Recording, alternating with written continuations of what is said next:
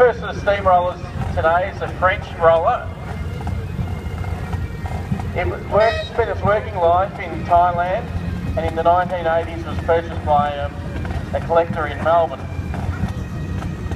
It's a very modern design, built in the 1950s. It's owned by the Coleman family of Hayfield, Victoria.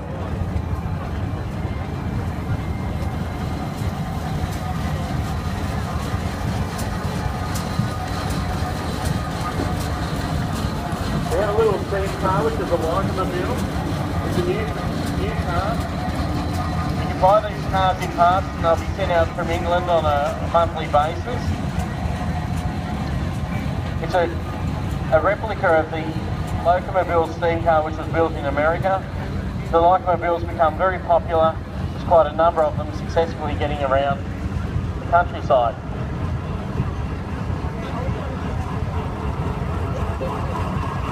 Then we have a 6 horsepower barrel Devonshire tractor. The compound one cylinder is mounted above the other, running off a common crosshead with 2 piston rods. It's a very quiet engine owned by Ian Smith from Ruckland. It's had all new gears and rubbers mounted on the wheels, as well as fully remachined engine.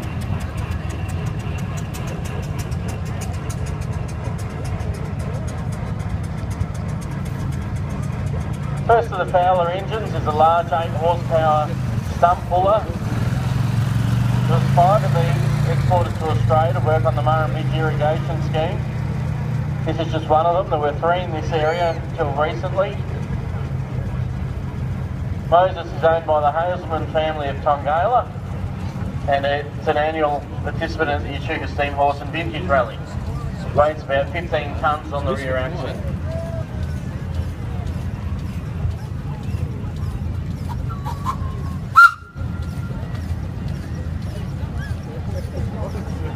Now we have a little 6 horsepower Fowler owned by the Hazelmans as well. Not sure whether it's Ashley or Trevor driving, as they all look alike, the Hazelmans. This little engine's from Tongala as well. Very original condition. It was owned by Ashley's uncle Jack, then his father.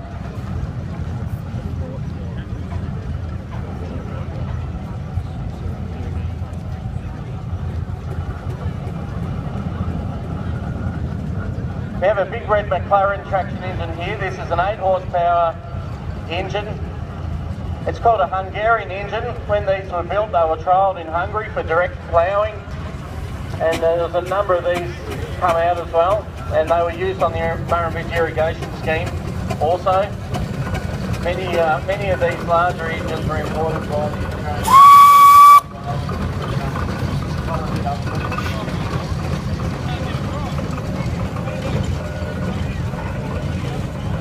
We then have a Foden single cylinder. This is a light Foden. It's slightly built for getting around the soft ground in the forest here in the Barmah Forest and forest in Tasmania. They were very desirable engine by sawmillers and loggers. It was owned by Jack Hazelman of Tongala and now resides at Wedderburn with Bob Myers, undergoing a restoration.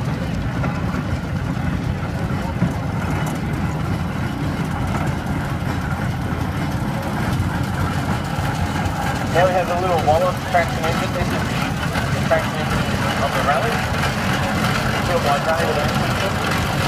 It's a replica of a full-size engine.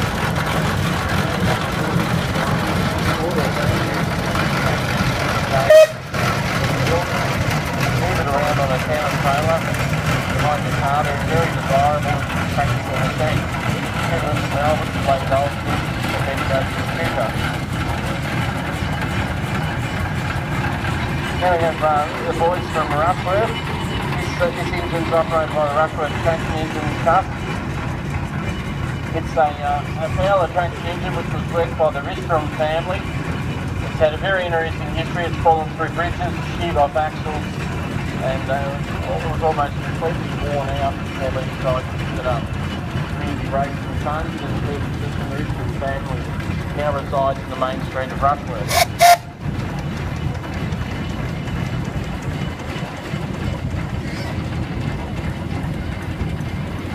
We have another roller, which is a little Abeling 8-tonne roller.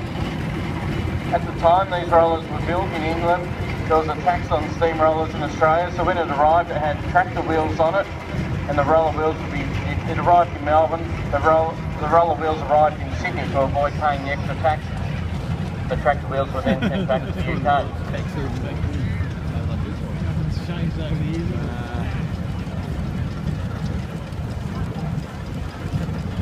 We have a McDonald Imperial Super Diesel roller.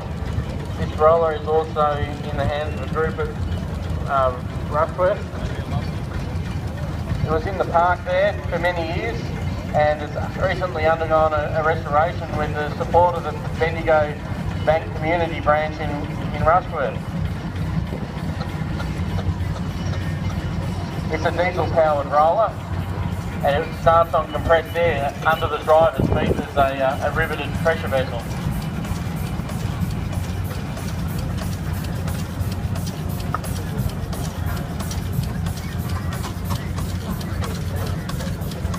Next machine is a Case steam roller. Case built engines in Wisconsin.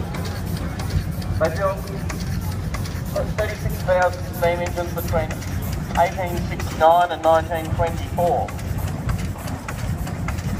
This one here was built in 1923. It's quite a difficult engine to drive. It has a clutch, so the engine can run without the wheels driving. It also has power steering.